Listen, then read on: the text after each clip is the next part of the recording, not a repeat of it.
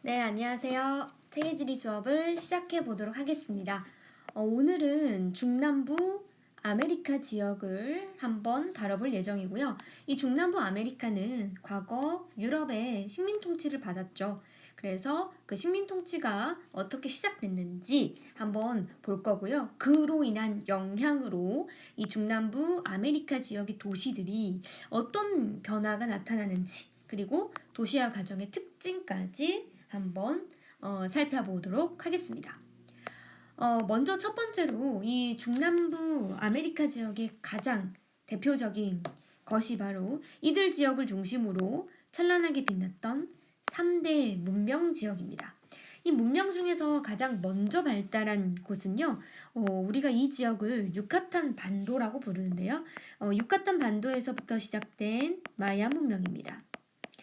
이 마야 문명의 영향을 받아서 계승한 문명이 바로 이 멕시코 인근 지역에서 발달한 아즈텍 문명입니다. 그리고 이 아즈텍 문명 이후 안데스 산맥 인근에서 발달했던 문명, 그래서 아즈텍 문명과 발달했던 그 시기가 거의 유사해요. 잉카 문명이 있죠.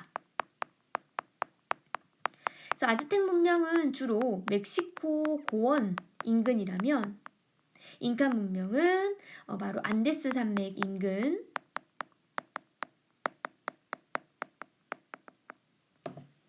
이 지역에서 발달한 문명입니다. 특히 우리가 이 안데스 산맥의 잉카 문명 하면 꼭 가고 싶어하는 여행지 중에 한 곳이죠. 바로 마추픽추.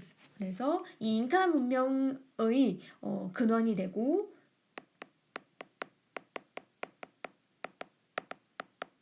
그리고 잉카 문명의 어떤 모습을 보존하고 있는 마추픽추 역시 대표적인 관광지라고 볼 수 있을 것 같습니다. 이렇게 그 3대 문명과 이런 문명을 꽃피웠던 이런 지역에서 이제 안타까운 사건들이 발생하기 시작하죠.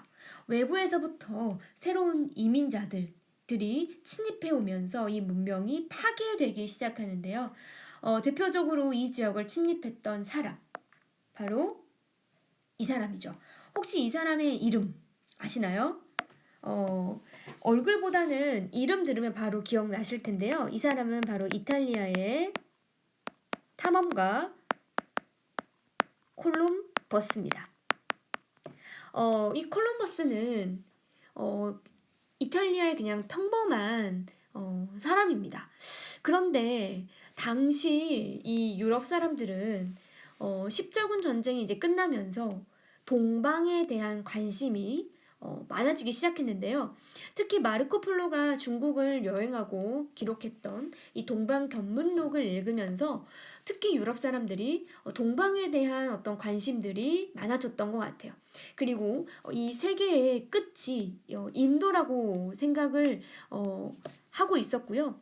특히 이 인도는 황금과 향신료가 굉장히 많은 나라라서 인도를 가고 싶어하는 어떤 동경들이 있었던 것 같습니다. 그 중에 이제 이 콜럼버스가 계속적으로 우리가 동쪽으로 가다 보면 결국 인도를 발견할 거다. 인도를 다다를 수 있을 것이다. 라고 하면서 동방을 찾아 떠나는 그런 항해를 시작하는데요. 사실 이 콜럼버스는 그냥 평범한 평범한 사람이기 때문에 그런 항해를 하기 위한 경제력이 굉장히 부족하죠.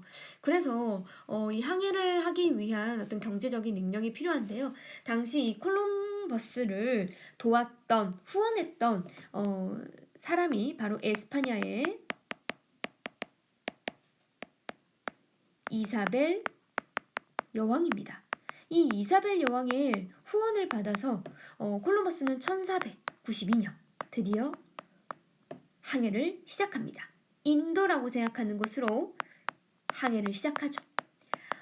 그러면서 이제 계속 동쪽으로 이동하기 시작하고요. 그러다가 이제 마침내 목적지에 도착을 하는데 그가 도착한 이 목적지는 현재 쿠바와 아이티 섬입니다. 섬에 도착을 합니다.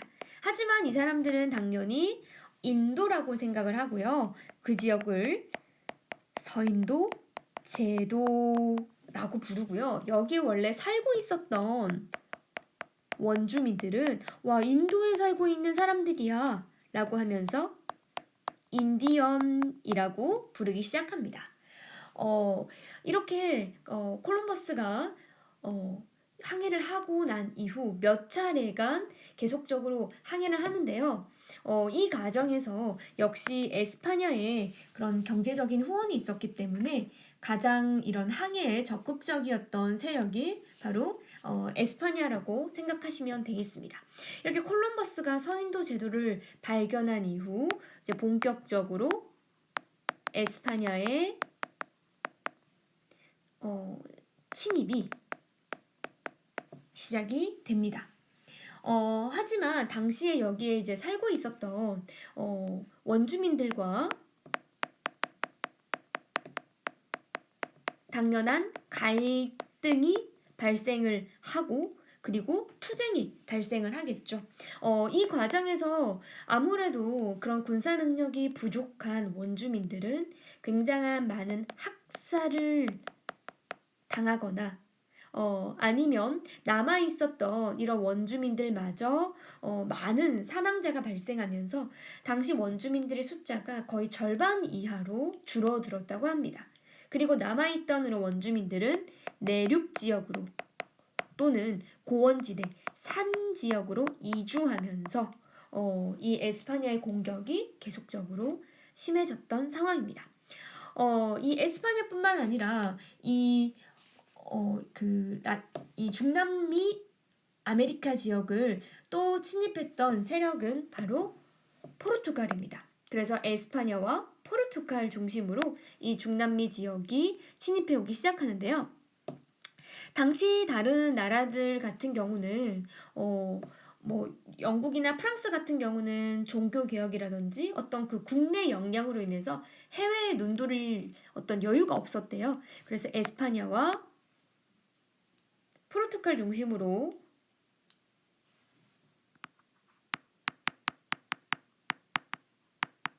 그리고 포르투갈 중심으로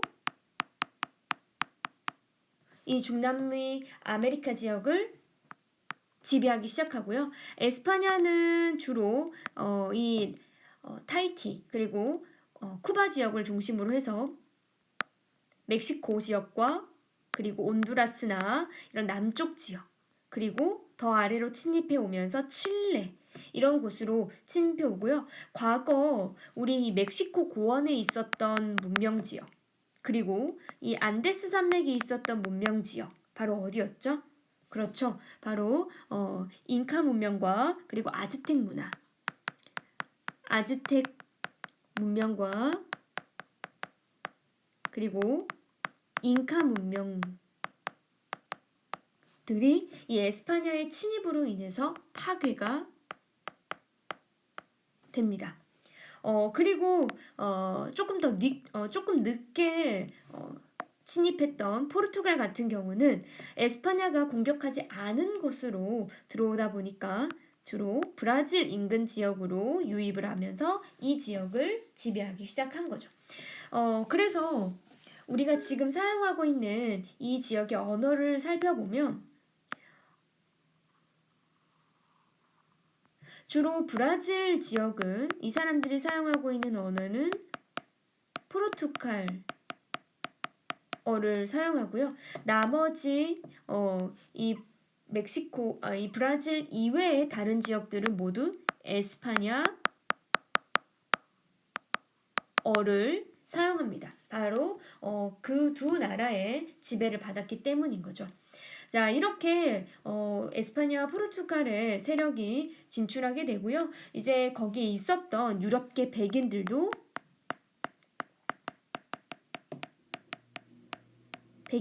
이런 주민들도 본격적으로 이 지역으로 이주를 하기 시작합니다. 그런데 이 원래 살고 있었던 유럽계 백인들은 새로운 이 지역으로 이주를 하는 과정에서 그래도 내가 살고 있었던 곳과 비슷한 기후와 그리고 조금 살기 좋은 평야 지역에 거주하는 것이 유리하겠죠.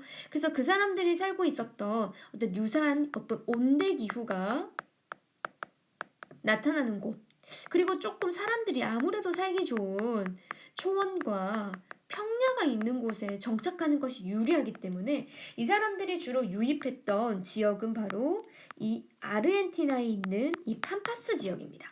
지난 시간에 우리 팜파스 지역 봤었죠. 광활한 어떤 평야가 나타나고 온대기후와 이런 광야와 평야가 나타나는 이 팜파스 지역으로 주로 이주 정착을 하기 시작하고요.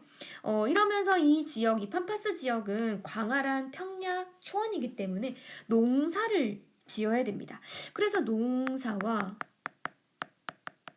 이제 경작을 해야 되고요. 뿐만 아니라 이 에스파냐 사람들이 처음에 진출했던 곳은 바로 이 카리브해 인근이었죠. 근데 이 카리브해 인근 지역은 어떤 작물이 굉장히 많냐면요. 사탕수수나 뭐 커피 이러한 플랜테이션 농업이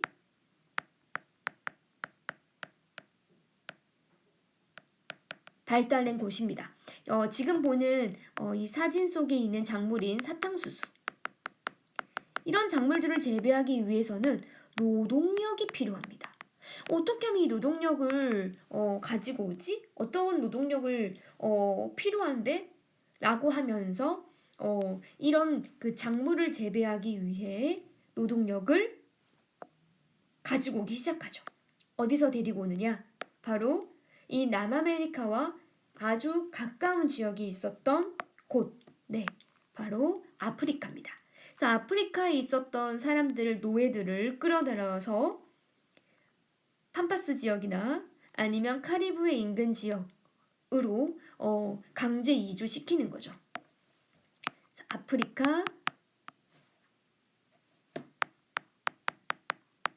아프리카 노예를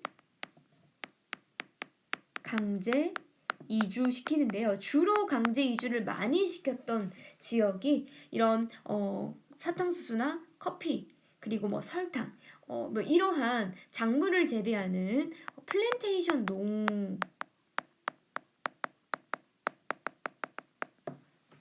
농업을 하는데 사람들을 많이 강제시키고요. 특히 이런 지역은 카리브해 인근 지역이죠. 그러면서 이제 본격적으로 아프리카에서도 이런 피해를 받기 시작합니다. 그리고 아프리카 사람들이 이제 오기 때문에 이 남아메리카 지역은 원래 있었던 원주민과 그리고 이주해온 유럽인들, 그리고 아프리카 노예들, 그래서 다양한 어떤 인종들이 결합된 그러한 지역으로 변해가고 있습니다. 선생님이 여기 가지고 왔던 이 사진은요, 영화 노예 13년이라는 13년인가 12년인가 하여튼 이 영화 속에 있는 장면을 선생님이 사진으로 가져왔는데요. 이 영화 역시 아프리카 노예들의 어떤 그 고난, 그리고 이 아픔, 이런 것들을 다룬 주제라고 합니다. 그래서 혹시 관심 있는 친구들은 영화를 한번 시청하면 좋을 것 같습니다. 또 다른 선생님이 영화를 한 편 가지고 왔는데요. 우리 아까 이 카리브해 인근 지역과 중남미 아메리카 지역을 침입했던 세력, 바로 에스파냐 사람들에 의해서 먼저 침입과 공격을 받았었죠. 바로 이 영화 역시 에스파냐의 어떤 침입과 그리고 에스파냐 포르투갈의 침입과 이에 맞서는 원주민들 간의 갈등, 그리고 이로 인해 이러한 상황에서 원주민들의 학살, 원주민들의 죽음, 이런 것과 관련된 실화를 바탕으로 한 영화입니다. 영화 미션이라는 영화인데요. 이 영화는 1986년도에 개봉한 영화인데 우리 그 기생충 영화도 황금 종려상 받았잖아요. 이 영화도 황금 종려상을 받은 영화라고 하네요. 그래서 이 실화를 바탕으로 한 영화다 보니까 아무래도 조금 역사적으로 의미 있는 영화지 않을까. 그래서 포르투갈과 이 포르투갈의 편입을 반대하는 원주민들 간의 어떤 갈등, 그래서 관심 있는 친구는 영화 미션도 한번 시청해보면 좋을 것 같습니다. 자, 이렇게 원주민들과 그리고 아프리카 흑인들까지 유입하게 되면서 라틴 아메리카 지역은 다양한 민족이 분포하는 지역으로 변해갑니다. 제일 먼저 이 에스파냐와 포르투갈의 공격을 받으면서 원래 있었던 원주민들은 이제 더 이상 이런 평야 지역, 해안가 지역으로 거주할 수가 없고요. 더 내륙 지역으로 이전해 오면서 많이 현재 거주하고 있는 곳은 페루와 같은 이런 산간지대에 주로 거주를 하고 있습니다. 그래서 인종별 비율을 잠깐 보면요. 아프리카 이 원래 아메리카 원주민들이 많이 거주하고 있는 곳이 바로 이런 멕시코 지역과 그리고 페루 지역. 이런 페루 지역은 원래 원주민들이 많이 거주하고요. 반면에 이 에스파냐나 이런 유럽계 백인들이 많이 진출했다고 그랬죠. 이런 유럽계 백인들은 아무래도 본인들의 기후와 유사한 곳을 원할 겁니다. 그래서 좀 더 온대 기후에 위치해 있고요. 그리고 광활한 평야와 초원을 가지고 있는 이 팜파스 인근 지역으로 많이 유입했는데요. 그래서 아르헨티나 같은 경우는 거의 인구의 90%가 백인, 그리고 우루과이 역시 이런 백인들로 구성이 되어 있습니다. 반면에 멕시코, 콜롬비아, 베네수엘라 같은 지역을 보시면요. 아이고, 잠깐 수업 시간에 할 것들이 잠깐 나왔네요. 바로 이 지역 같은 경우는 선생님의 작동이 잘 안 되네요. 어려운 점이 좀 있네요. 이 지역 같은 경우는 아무래도 혼혈인들의 비중이 굉장히 높죠. 그래서 아프리카에 유입했던 흑인들과 그리고 거기에 이주했던 백인들 간의 결합으로 인한 혼혈인들 또는 원주민과 흑인들 간의 결합으로 인한 혼혈인들 이러면서 혼혈인들 비중이 굉장히 높고요. 주목할 점은 자메이카입니다. 자메이카 같은 경우는 잘 보시면 검정색에 색칠되어 있는 부분이 굉장히 많죠. 네, 그래서 아프리카계 흑인들의 비중이 굉장히 높습니다. 자메이카. 그래서 이 자메이카는 대표적으로 이 카리브해 인근 지역에 해당된다고 보시면 되겠죠. 그래서 자메이카의 대표적인 운동선수가 있었는데 그 달리기 굉장히 잘하는 우사인 볼트. 그쵸? 이 우사인 볼트의 고향이 아마 자메이카인 것 같습니다. 관련된 영상은 우리가 조금 이따 보도록 할게요. 자, 선생님이 두 번째 사진을 가져왔는데요. 역시 축구 좋아하는 친구들은 이 사진만 봐도 바로 알 것 같아요. 첫 번째 이 노란 색깔 유니폼을 입고 있는 사람들은 바로 그렇죠. 브라질 축구 국가대표고요. 그 다음에 왼쪽에 오른쪽에 이 줄무늬 하늘색 줄무늬를 입고 있는 사람들은 아르헨티나 축구 국가대표입니다. 그런데 이 브라질과 아르헨티나는 둘 다 국경이 접해 있고요. 같은 대륙인데 사람들의 풍기는 어떤 이미지가 다르죠. 이렇게 다르게 나타나는 이유. 그렇죠. 브라질 같은 경우는 주로 이 사람들의 외모 형태는 좀 더 그렇죠. 혼혈인 비중이 굉장히 높다라는 걸 알 수 있고요. 반면에 아르헨티나 같은 경우는 조금 유럽 사람들과 이런 외모가 비슷하죠. 유럽인들. 뭐 이렇게 유럽인들 비슷하죠. 그래서 어떤 유럽계 백인들의 비중이 굉장히 높다라는 걸 알 수 있습니다. 이거는 과거 서구의 영향을 받았을 때 이런 이주민들의 역사와 함께 하겠죠. 여기서 여러분들 눈에 띄는 선수가 한 명 있죠. 바로 10번 넘버를 달고 뛰고 있는 이 선수. 네, 바로 메시가 되겠죠. 그래서 이 메시도 아르헨티나 사람이더라고요. 선생님은 유럽 사람인가 했더니 아르헨티나 출신이어서 역시 이 유럽계 백인들의 이주민들의 역사를 함께 하는구나 라고 생각을 했습니다. 자, 이렇게 이 라틴 아메리카는 다양한 인종들이 있는데요. 우리가 이런 그 혼혈인들을 부르는 명칭이 있습니다. 그래서 원주민과 그리고 유럽계 백인들의 결합으로 탄생한 혼혈을 메스티소라고 부르고요. 원주민과 그다음 흑인의 결합은 삼보, 그리고 백인과 흑인은 물라토 이렇게 되는데요. 이 세 명의 혼혈 중에 어느 혼혈이 가장 비중이 높을까요? 네, 바로 백인과 그리고 실제 거주하고 있었던 원주민들의 어떤 결합으로 맺어진 혼혈 메스티소가 가장 많은 비중을 차지한다고 합니다. 그래서 이런 혼혈도 여러분들이 조금 기억을 해주시면 되겠습니다. 그래서 메스티소, 뮬라토, 삼보 이렇게 외워주시면 되겠죠? 그래서 백인과 원주민, 메스티소, 백인과 흑인, 뮬라토, 그리고 원주민과 흑인, 삼보 이렇게 보시면 될 것 같습니다. 이렇게 그 백인들 유럽의 영향을 받다 보니까 이들 지역은 이제 그 식민 통치를 받는 과정에 있어서 조금 더 이 유럽 사람들이 자신들의 식민지 효과를 더 높이기 위해서 기존에 있는 도시를 파괴하고 변형하면서 그들에게 유리하게 도시를 만들었는데요. 이런 식민 도시들의 특징이 유럽의 도시를 굉장히 그런 분위기를 많이 느낍니다. 그래서 이런 유럽식 건물들, 이런 유럽식 건물들이 많이 느껴지고요. 도로 폭이 굉장히 넓고 그리고 나중에 우리가 한번 보겠지만 도시 중심에는 항상 광장이 있습니다. 그리고 이 유럽 에스파냐와 포르투갈이 믿는 종교, 그렇죠. 성당, 카톨릭교 이런 것들이 도시 중간중간에 나타나면서 이런 식민 도시들의 모습들을 볼 수 있습니다. 그리고 이 과거 이런 식민 도시로부터 발달한 도시는 여전히 현재까지도 사람들이 굉장히 많이 모이는 도시로 변해가는데요. 그러면 이 라틴 아메리카 지역의 도시들이 현재 어떤 변화를 겪고 있는지 한번 보도록 하겠습니다. 우리가 지난 시간에 도시하면 선생님이 보여줬던 그래프가 있는데요. 바로 도시와 유를 나타내는 그래프입니다. 이 퍼센트가 도시화가 급격하게 진행되는 비중을 나타냈고요. 이 가로는 연도입니다.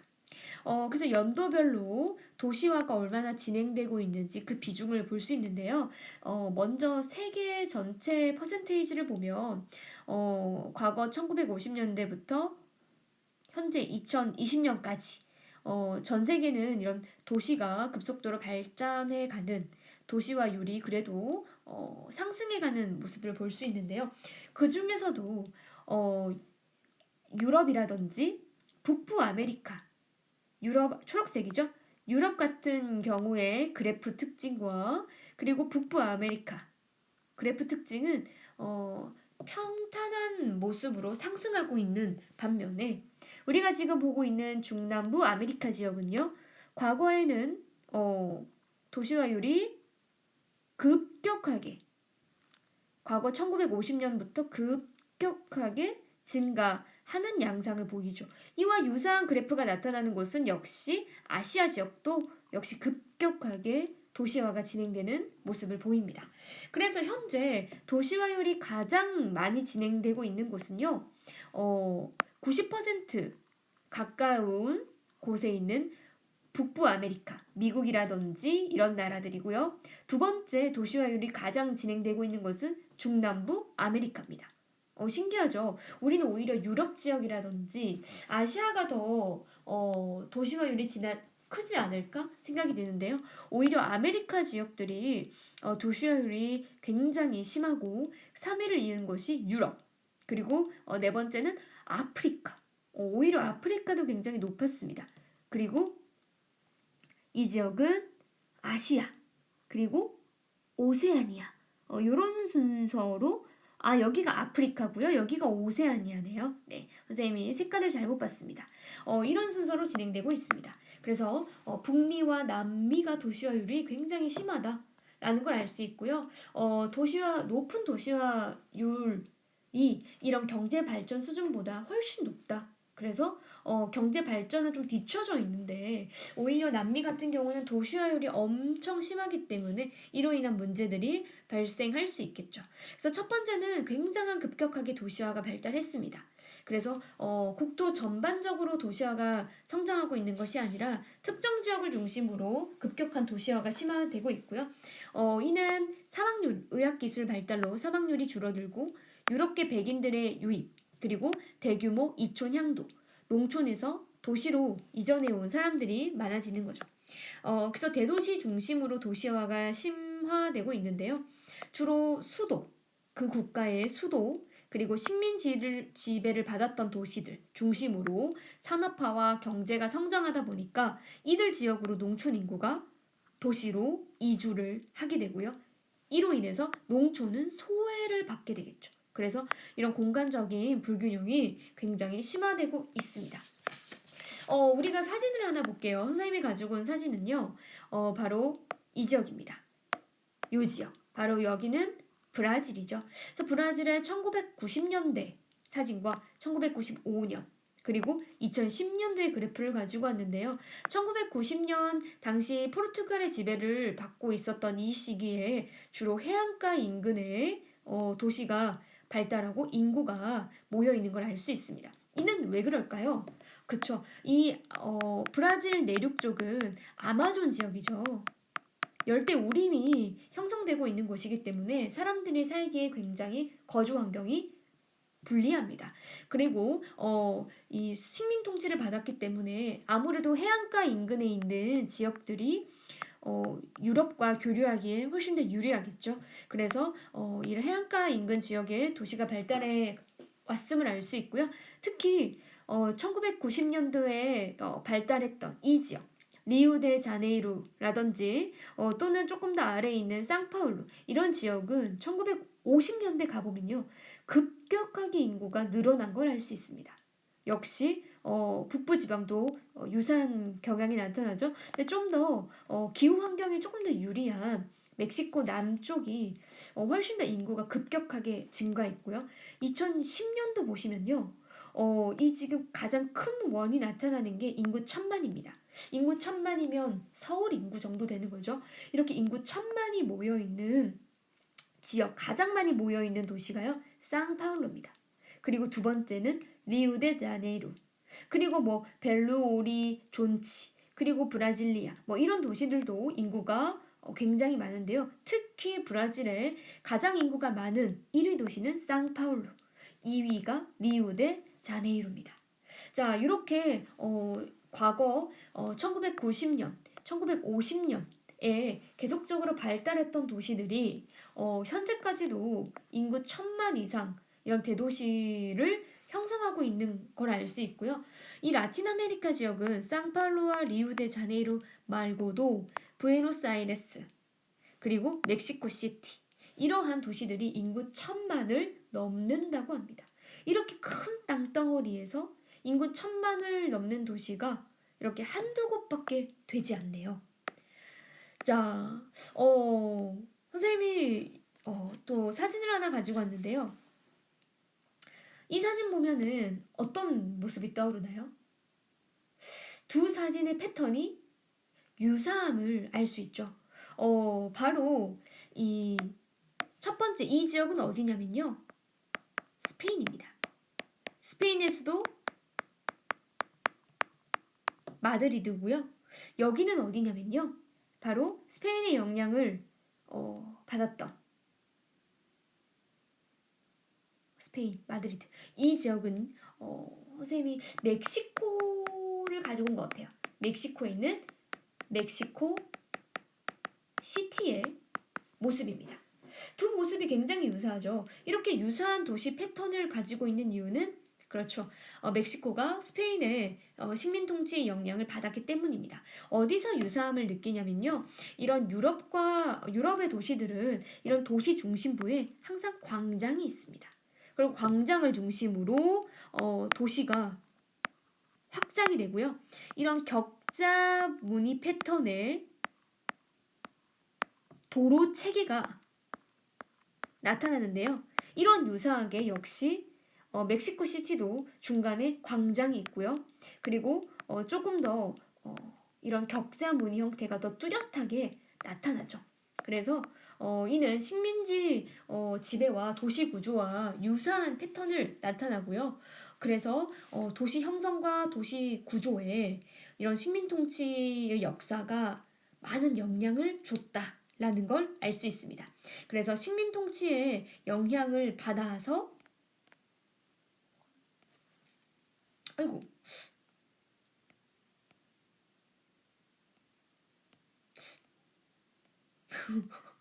왜 이렇게 안 될까요? 나옵니다, 이제. 네, 식민 통치를 발전된 형태가 많고요. 그래서 도시 내부 분화가 이런 유럽의 영향을 많이 받았다. 그래서 조금 불완전한 형태로 나타난다 보시면 되겠습니다. 그러면 이런 그 식민지 지배를 받은 국가들은 어떤 도시 내부 구조가 나타났는지 볼게요. 먼저 공통적으로 동남아시아, 남부아시아, 중남부 아메리카 지역은 유럽의 영향을 받았습니다. 대표적으로 동남아시아 같은 경우는 프랑스라든지 영국의 통치를 주로 많이 받았고요. 남부아시아, 인도 같은 경우도 영국의 지배를 받았죠. 그리고 중남부 아메리카 지역은 에스파냐와 포르투갈의 영향을 받았습니다. 이런 식민 통치의 영향을 받다 보니까 아무래도 도시 중심부 같은 경우는 광장이라든지 아니면 광장 주변에 도로, 그리고 그 중심부 주변으로 성당, 관공서 이런 것들이 주로 입지에 있고요. 그렇게 도시 중심부 주변에 광장과 관공서 이런 것들이 입지에 있다 보니까 아무래도 통치의 핵심 기능들이 입지에 있죠. 그러면 이들 지역 중심으로 사회적 지위가 높고 경제적인 능력이 높은 그런 사람들이 입지에 있고요. 멀어지면 멀어질수록 조금 더 불량 주거 지역이 형성됩니다. 이는 우리가 지난 시간에 봤었던 이 동심원 패턴과는 좀 다른 패턴이죠. 미국 시카고에서 나타나는 주로 이런 동심원 패턴은 도시 중심부 인근 지역에는 CBD, 중심 업무 지역이 나타나는데 아무래도 외곽 지역으로 갈수록 이 슬럼 지역이 형성되다 보니까 불량 주거 지역이 형성되고요. 아무래도 외곽 지역이 조금 더 쾌적하기 때문에 고소득층 주거 지역이 형성되었습니다. 이와 반대로 이 라틴 아메리카 지역 같은 경우는 광장 주변으로 고급 상가들이 위치하고 중심 업무가 위치해 있다 보니까 통치에 유리하기 위해서 고급 주거 지역은 이 인근에 위치해 있고요. 외곽으로 갈수록 불량 주거 지역들이 형성되어 있습니다. 그래서 이는 동심원 구조의 반대된 형태다. 그래서 역전된 동심원 구조가 나타난다라고 보시면 되겠습니다. 그래서 선진국 같은 경우는 중심 업무 지역, 점이지대, 그리고 외곽의 중산유층이라면 중남미 개발 지역 같은 경우는 도심, 그 다음에 상류층 주거 지역이 형성된다라고 보시면 되겠습니다. 또 다른 특징 중에 하나가 뭐냐면요. 선생님 그래프를 잠깐 보도록 할게요. 멕시코의 수도, 바로 멕시코 시티입니다. 멕시코 시티에 거주하고 있는 인구가요. 현재 거주하고 있는 인구가 2,080명, 거의 2천만 명입니다. 2천만 명. 2천만 명이 거주하고 있고요. 그 다음 2등 도시가 과달라라는 도시인데요. 여기는 480만이 거주한다고 해요. 또 콜롬비아의 대표적인 수도, 바로 보고타는 960만. 그리고 두 번째는 메데인. 그리고 부에노스아이레스, 아르헨티나의 수도가 되겠죠. 역시 1,500만. 근데 2등 도시는 애기게 150만밖에 거주하지 않는데요. 즉 1등 도시와 2등 도시 간의 격차가 훨씬 1등이 많죠. 그래서 이러한 현상을 우리가 뭐라 부르냐면요. 종주 도시화라고 합니다. 1위 도시의 인구 규모가 2위 도시 인구에 곱하기 해도 훨씬 많은 형태죠. 이런 도시를 우리가 종주 도시화라고 하는데요. 이는 우리나라에도 역시 나타나죠. 우리나라의 1등 도시 서울, 2등 도시 부산이죠. 근데 1등 도시의 현재 인구는요. 한 950만 정도 되고요. 2등 도시 서울 같은 경우는 960만, 50만 되고요. 부산 같은 경우는 지금 인구가 340만 정도 되거든요. 부산 인구의 2배를 해도 서울 인구가 훨씬 많죠. 우리나라도 역시 종주도시화 현상이 나타납니다. 이런 종주도시화와 같은 한 도시에 너무 인구가 급격하게 몰리는 현상을 과도시화라고 하는데요. 오바했다는 거죠. 이런 과도시화에는 어떤 문제가 나타나냐? 이주한 농민들, 그런데 이런 빈민들, 이런 이주한 농민들은 경제 능력이 없고 그러다 보니까 도시 빈민으로 전락하고요. 이들은 불량 주거 지구에 거주하는 비율이 높아지겠죠. 그리고 도시 범죄, 그리고 자동차 수가 급격하게 늘어나면서 교통 혼잡, 그리고 이는 환경에도 문제가 영향을 미치고요. 위생이라든지 공공 서비스가 굉장히 부족해지고 환경 문제까지.